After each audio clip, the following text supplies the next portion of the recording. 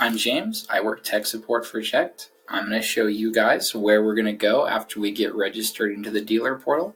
I'm going to go over adding a customer, registering the bridge to that customer, and pulling a camera in.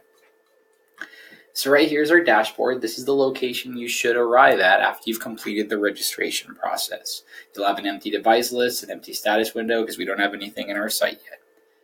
From here, I only have one live customer in it, but we'll go on ahead and add a new customer. We'll go through that process. So you go from dashboard, drop down to customers. You'll have a completely empty list right here.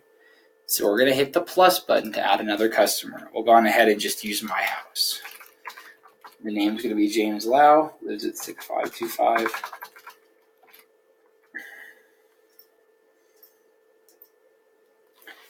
You notice that I punched the address in, Google Maps found it, and automatically populated that little Google map location of the house.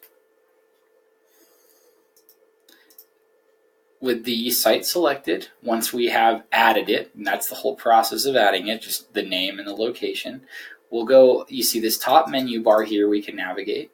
We'll go straight to devices. This is where we're going to learn in our CHeKT bridge. Devices, just like customer, let's hit a plus. The location is going to be the location the CHeKT bridge is installed. Most of the time we name it something like warehouse bridge or office bridge to mostly denote where the cameras attached to that bridge are going to be located. We'll call this tech support office.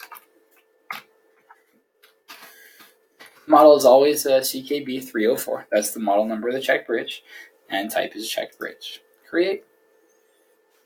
We notice that our system is still offline. We've created a CHeKT bridge. We haven't associated it via MAC address or anything to any real device. We just have a location for it. So we'll click on our bridge and we'll click setting. It still tells us right away, please register the device. So we'll go through the registration process. To register the device via the dealer portal, you need a MAC address and an entry key. There is a mobile app called the CHeKT Dealer app where you can scan this QR code and quick register for an installer. We are going to go through the regular registration process via the portal first. So the MAC address and entry key are on a QR code that's on a sticker on the bridge. It's probably on the big flat black back of the bridge, and if not, it's stuck on the same skinny side as the LAN connection, your LAN port. So the bridge I have connected, I already have 12 volts and network to it. I pulled my sticker off. I got it right above my head here, so I'm going to go on ahead and punch the MAC address in. That's a B827 Echo Bravo 90378 Charlie. And our entry key is a 5 Alpha 29 2C. I see those above and below the little QR code. Register device.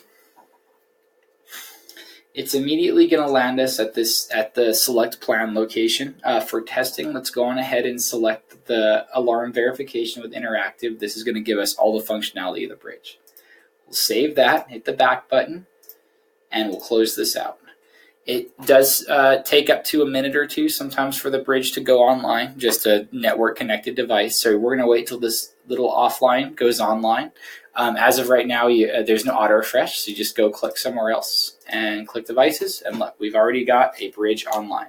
That guy looking over at it right now, it's blue light. The blue LAN connectivity light was pulsing. It is now solid, as in it says that I am in the internet and registered to a site for a dealer. So now that the bridge is registered, we're going to use it to find a camera. I'm going to tell the bridge to scan the local network for any connected device ONVIF compliant, either IP camera or HD recorder for HD over coax. So all I do is inside of I one step back, setting, open the bridge, hop from general alarm, and we're going to go right to channels. So our channel 1 device on the bridge, which is labeled as alarm 1 on your green block down there, you're clicking right where it says no device, and it's going to start a search. And it found one IP camera, the one I have connected on my desk. I'm going to go ahead and select that IP camera. It's going to ask me for the ID and the password, just the regular login credentials for the camera. Mine is still at default.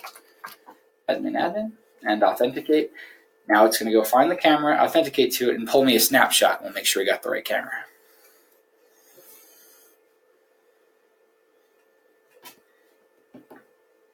And that is a snapshot of my face from a different angle because my camera is sitting right about there. That is the correct camera I'm looking for. I will click Mount Device. This, again, just like I said with the bridge, could take up to a couple minutes to connect. The camera has to go through 25 authentication steps to check all the on-disk settings on it, come back and make sure we're connected. So this process does normally take about a full 2 minutes. Instead of letting you stare at the screen for 2 minutes, I'll pause it and come back in 2 minutes.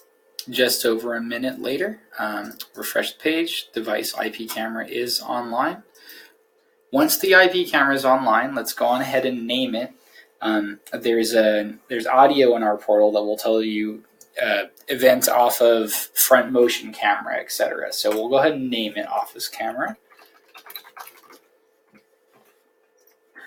And we will assign it a particular alarm zone number. And this is going to be the same alarm zone that you have the digital input hooked up to, tripping on your alarm panel.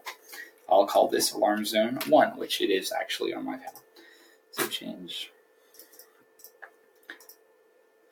That's it. That's pulling a camera in. One last thing I will go through is, so let's say we go into our bridge and we initiate a search protocol and we don't find anything. I already know this camera is registered, so that's camera 1. I've already got that guy. But say I have another at 119 that's not showing up. You do also have the option afterwards, hit the manual IP address, punch in the IP address that you know the camera is located and the correct ID and password to log into it, and click Authenticate.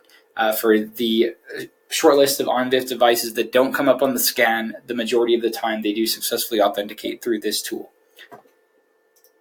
That's it for pulling a camera in. Go ahead and repeat the process for your other 3 channels and your bridge is all set up. I hope you guys enjoyed the video. Have a great day.